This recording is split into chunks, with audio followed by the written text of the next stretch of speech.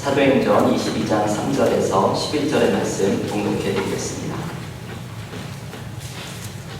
나는 유대인으로 길리기아 다소에서 낳고 이 성에서 자라 가말리엘의 문화에서 우리 조상들의 율법에 엄한 교훈을 받았고 오늘 너희 모든 사람처럼 하나님께 대하여 열심히 있는 자라.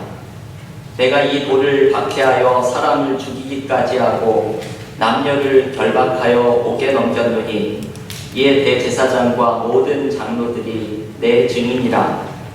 또 내가 그들에게서 다메섹 형제들에게 가는 공문을 받아가지고 거기 있는 자들도 결박하여 예루살렘으로 끌어다가 형벌받게 하려고 가더니 가는 중 다메섹에 가까이 갔을 때에 오정쯤 되어 호련히 하늘로부터 큰 빛이 나를 둘러비치매 내가 땅에 엎드러져 들으니 소리 있어 이르되 사울아 사울아 내가 왜 나를 박해하느냐 하시거늘 내가 대답하되 주님 누구시니까 하니 이르시되 나는 내가 박해하는 나사렛 예수라 하시더라.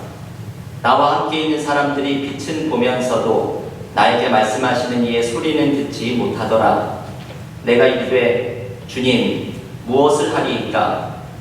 주께서 이르시되 일어나 다메섹으로 들어가라. 내가 해야 할 모든 것을 거기서 누가 이르리라 하시거늘 나는 그 빛의 광채로 말미암아 볼 수 없게 되었으므로 나와 함께 있는 사람들의 손에 끌려 다메섹에 들어가노라. 아멘. 하나님의 말씀입니다. 올해 2019년 우리 은혜와 사랑교회의 목회 주제는 미가서 6장 8절의 말씀 겸손하게 하나님과 동행하라 라는 말씀입니다. 여기에서 하나님과 동행한다는 것은 삼위일체 하나님을 의미합니다. 성부 하나님, 성자 예수님, 성령 하나님과 함께 나의 삶의 길을 함께 걸어가는 것을 의미합니다. 항상 목회를 하면서 그 해의 목회의 주제가 하나의 표어로만 그치지 않으려고 노력을 합니다. 올해의 표어로는 어떻게 하면 이 겸손하게 하나님과 동행하라 라는 이 표어가 하나의 슬로건으로 그치지 않고 올해의 목회와 또 우리의 신앙생활 속에서 드러날 수 있을지를 고민합니다. 그래서 이 표어를 드러내기 위해서 올해 상반기에는 하나님의 자리 연속 설교를 하면서 우리가 성경의 중요한 지명들을 묵상하고 그 지명들 속에 담겨 있었던 하나님과 동행했던 사람들의 이야기를 함께 묵상하였습니다. 이제 오늘부터 시작하는 하반기 연속 설교는 예수님과 동행한 사람들의 이야기를 나누려고 합니다. 그리고 다음 주부터 시작되는 신앙 훈련 과정에서는 성령론을 공부하면서 성령과 동행하는 사람이 되기를 함께 나누려고 합니다. 오늘 예수를 만난 사람들 첫 번째 시간에는 바울의 이야기를 함께 묵상하려고 합니다. 오늘의 본문은 바울이 복음을 전하는 사명을 감당하다가 예루살렘에서 유대인들에게 붙잡히게 된 후에 일어난 일입니다. 바울은 이 동족 유대인들에게 왜 자신이 이렇게 복음을 전하는 일을 감당하기 시작을 했는지 자신을 변호를 하고 싶어 합니다.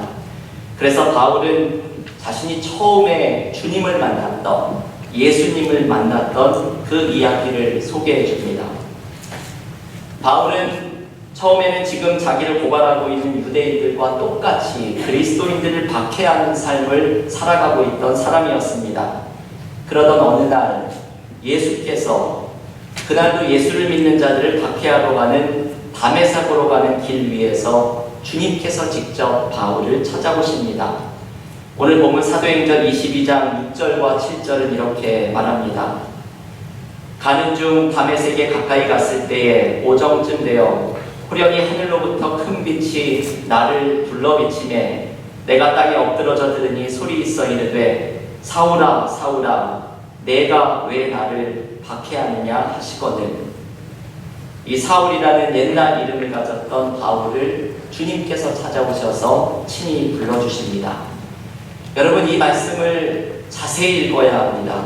이 말씀은 주님이 먼저 찾아오시는 장면입니다.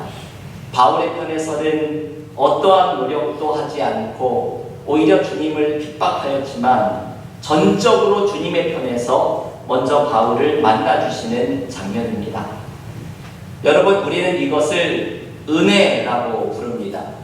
우리의 편에서 어떤 노력도 하지 않은 것, 전적으로 하나님의 선물로 주어지는 것, 이것을 우리는 은혜라고 부릅니다. 우리는 이 은혜를 간구하면서 나아가야 합니다.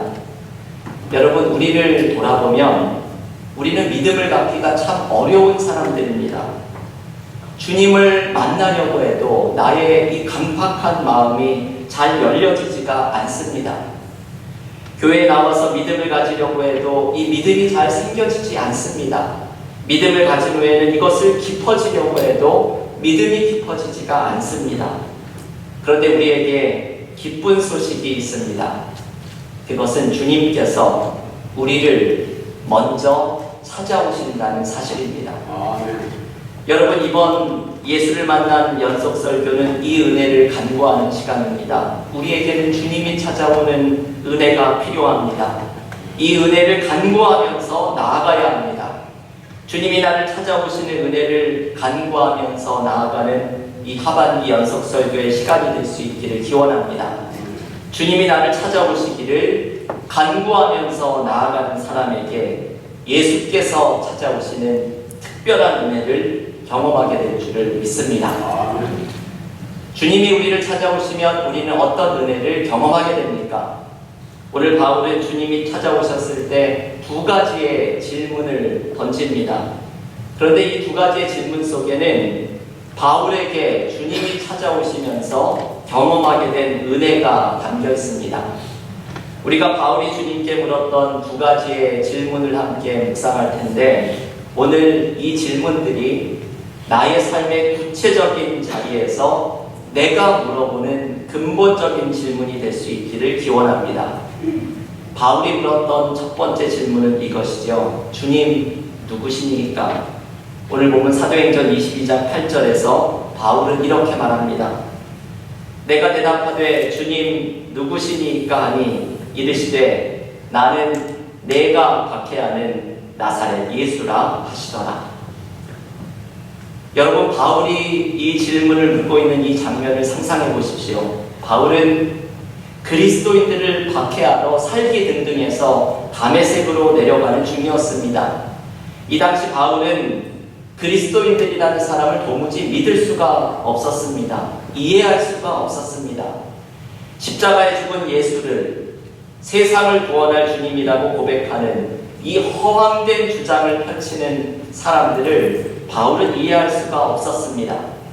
그래서 바울은 그리스도인들을 박해하고 유대인들의 신앙과 가치를 지키는 이 신념을 위해서 살아가고 있던 사람이었습니다. 그런 바울에게 갑자기 찾아와 주신 예수님을 만나자 바울은 이렇게 질문합니다. 주님, 누구십니까? 여러분, 이 질문은 바울에게 자신의 신념을 송두리째 흔들면서 새로운 삶의 의미를 발견하게 만드는 질문입니다. 바울이 자신이 달려가던 길에서 돌이켜서 예수 안에 있는 부요함을 발견하도록 만드는 질문입니다. 우리도 이 질문을 우리의 삶 속에서 던져야 합니다. 주님, 내가 지금 경험하고 있는 이 삶의 문제 속에서 주님, 당신은 누구십니까? 주님, 내가 지금 경험하고 있는 이 삶의 고난 속에서 나의 주님이 되시는 당신의 자리는 무엇입니까?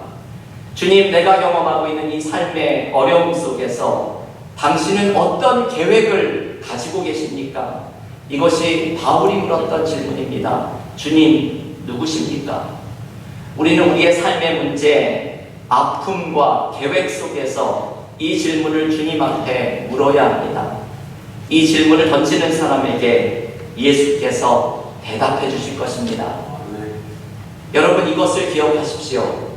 우리를 찾아오시는 주님께 내 삶의 모든 문제와 아픔과 계획을 가지고 나아가는 사람은 주님께서 이 문제를 해결하시고 대답해 주시는 은혜를 반드시 경험하게 될 것입니다. 마태복음 11장 28절에서 예수께서 이렇게 말씀하십니다. 수고하고 무거운 짐진 자들아 다 내게로 오라. 내가 너희를 쉬게 하리라. 아멘. 주님께 나아가서 내 삶의 모든 문제를 내어놓고 주님 누구십니까? 질문할 때 주님께서 우리의 짐을 짊어지시고 쉬게 하시는 은혜를 경험하게 될 줄로 믿습니다.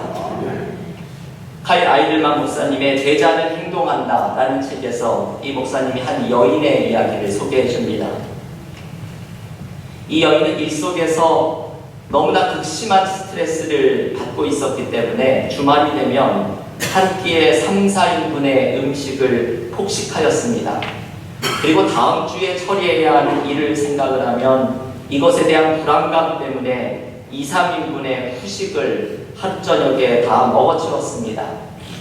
일의 스트레스 때문에는 밥을 폭식하고 그리고 다음 주에 불안감 때문에는 후식을 먹는 이 잘못된 습관을 발전시켰습니다. 이러한 습관은 이 여인의 체중을 급속히 늘어나게 만들었습니다. 유행하는 다이어트 요법과 운동법을 모두 시도해 보았지만 결국 이 여인의 체중은 321파운드까지 불어났습니다. 체중 증가는 그녀를 우울증으로 내몰았고 이 우울증을 해소하고자 다시금 충동적인 폭식이 이어졌습니다. 이러한 악순환을 거듭하는 동안 그녀는 자신의 이 음식을 향한 마음이 마음에 있는 공허함을 채우려고 하는 것을 깨닫게 되었습니다. 그러던 어느 날 주일 예배에 참석했던 이 여인이 예배 가운데에서 예수님을 만납니다. 주님께서 요한복음 6장을 통해서 내가 생명의 떡이다 말씀하시는 음성을 듣습니다. 그 순간 이 여인은 자신의 공허함을 채워줄 수 있는 분은 주님이라는 것을 깨닫게 됩니다.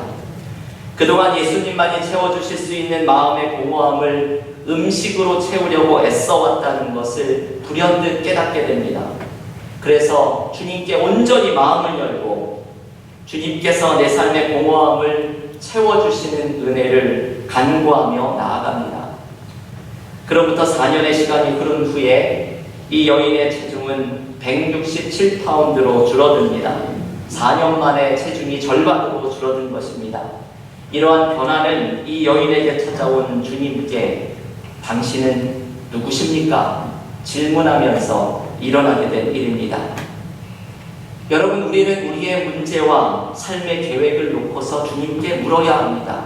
주님, 당신은 누구십니까? 이 문제 속에서 주님 당신은 무엇입니까? 나의 이 삶의 계획 속에 주님의 자리는 무엇입니까? 주님은 우리를 향해 삶의 해답을 가지고 계십니다. 주님은 우리의 문제를 짊어져 주시고 우리에게 쉼을 허락해 주기를 원하십니다. 주님은 풀리지 않는 나의 길에 해답을 열어주시고 당신의 계획으로 우리를 인도해 주기를 원하십니다. 오늘도 우리를 찾아오시는 주님 앞에 주님, 당신은 누구십니까? 질문하면서 우리의 삶을 회복시키는 은혜를 경험하는 믿음의 교우들이 모두 되시기를 기원합니다. 두 번째, 바울은 주님을 만나면서 또 다른 질문을 주님께 던집니다. 이 바울이 참 중요한 질문을 던지죠. 오늘 보면 사도행전 22장 10절의 말씀입니다. 내가 이르되 주님 무엇을 하리이까? 주께서 이르시되 일어나 다메섹으로 들어가라. 내가 해야 할 모든 것을 거기서 누가 이르리라 하시거든.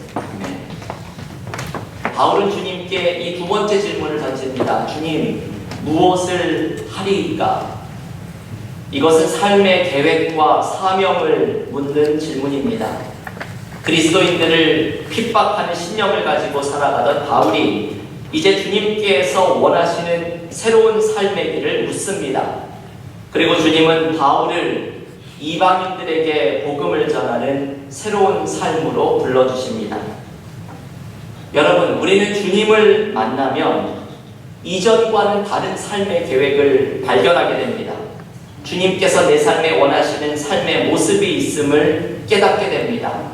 주님이 나를 통해서 영광 받기를 원하신다는 주님의 마음을 발견합니다. 우리는 주님을 만나면 과거의 삶과는 다른 새로운 삶으로 변화됩니다.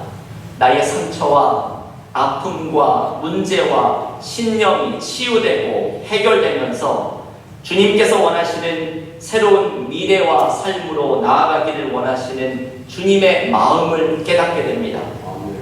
주님을 만나면서 이러한 삶을 발견하게 되면 우리는 주님께 묻게 됩니다.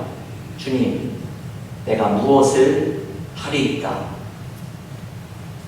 지난주에 저는 하반기 목회를 준비하면서 스터디 리브를 가졌습니다.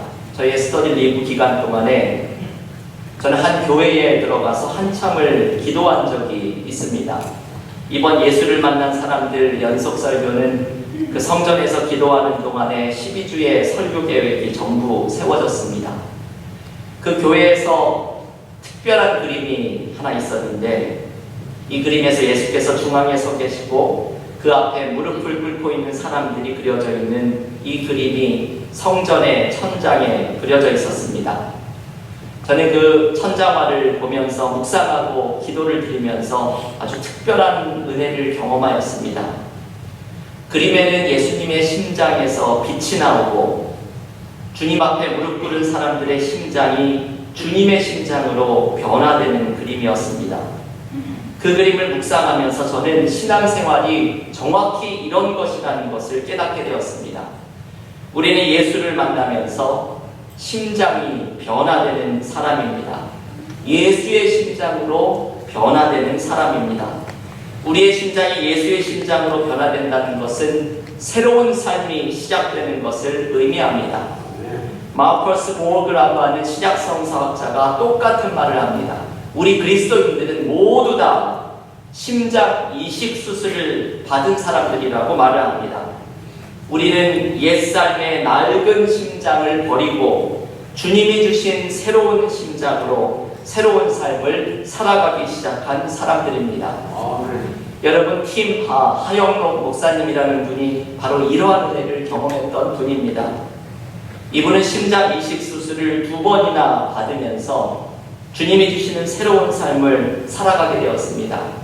이분이 쓴 책을 보면 심장 이식 수술을 받기 전에 주님께 이런 기도를 드리는 대목이 나옵니다.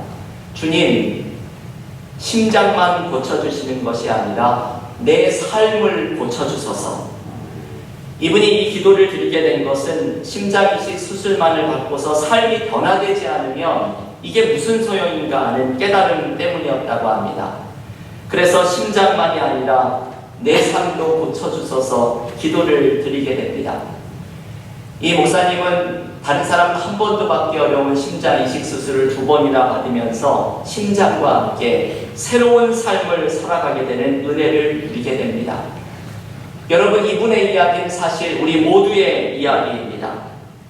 우리는 주님의 십자가를 경험하면서 나의 옛자아가 죽고 주님 안에서 새로운 나로 다시 태어납니다.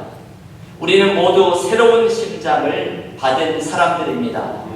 새로운 심장을 받은 사람들은 주님이 원하시는 새로운 삶을 살아가야 합니다. 우리의 삶에 기쁨과 은혜가 없는 것은 주님이 원하시는 새로운 삶을 내 삶 속에서 살아가고 있지 않기 때문입니다. 인도의 캘커타에서 죽어가는 사람들을 위해 사역했던 마더 테레사는 예수님과 동행하는 삶을 최고의 목적으로 삼았던 분입니다. 테레사 수녀가 18살의 나이에 수녀가 되기 위해 집을 떠날 때에 그 어머니가 이렇게 당부의 말을 합니다. 얘야, 너는 예수님의 손을 꼭 붙잡고 단둘이 걸어가거라. 뒤를 돌아보면 물러나게 될 수도 있으니 앞만 보고 가거라. 저는 이 대목을 읽을 때마다 이 테레사 수녀의 어머니도 참 대단한 분이라는 생각이 됩니다. 이제 수녀원에 들어가는 18살밖에 되지 않은 딸을 보내면서 이제 평생을 못 보게 될지도 모르는데 이 어머니가 이 18의 딸에게 당부하는 말이 이것입니다. 주님의 손만 잡고 뒤를 돌아보지 말고 주님과 함께 걸어가거라. 테레사 수녀는 어머니의 이 말을 평생을 간직하면서 평생토록 주님의 손을 붙잡고 살아갑니다. 그런데 이 테레사 수녀가 기쁨에 대해서 이런 말을 전해줍니다. 저는 무언가 슬퍼하는 사람을 보면 저 사람이 예수님께 무언가를 거절하고 있구나 생각합니다. 여러분이 테레사 수녀의 이 말을 곰곰이 생각을 해보십시오. 마더 테레사는 말하기를 무엇이든지 예수님이 원하시는 삶을 살아갈 때에 가장 심오하고 지속적인 기쁨을 발견하게 된다고 말을 합니다. 그래서 무언가 삶에서, 나의 삶에서 의미를 찾지 못하고 슬픔 속에 있는 사람이 있으면 이분은 생각하기를 저 사람은 과연 예수님께 무엇을 거절하고 있을까 생각한다고 말을 합니다. 여러분, 예수님이 원하시는 삶을 살아가는 사람에게는 기쁨이 찾아옵니다. 주님의 심장을 받은 사람으로서 주님이 기뻐하시는 새로운 삶을 살아가는 사람에게는 자유가 찾아옵니다. 우리의 삶에 기쁨과 자유가 사라진 것은 오늘 바울이 물었던 질문을 우리가 묻고 있지 않기 때문입니다. 주님, 내가 무엇을 하리이까? 교회 여러분, 이번 연속설교는 우리를 찾아오시는 주님을 만나서 이 두 가지의 질문을 던지는 시간입니다. 주님, 당신은 누구십니까? 주님, 내가 무엇을 하기를 원하십니까? 우리는 주님을 만나서 삶의 문제를 해결받고 새로운 삶의 계획을 발견한 성서의 인물들을 매주 한 주씩 묵상해 나갈 것입니다. 그들이 발견했던 주님의 은혜와 그들이 깨닫게 되었던 주님의 계획을 우리도 발견하면서 우리의 삶을 이끌어 가시는 예수님과 동행하는 은혜가 넘치기를 바랍니다.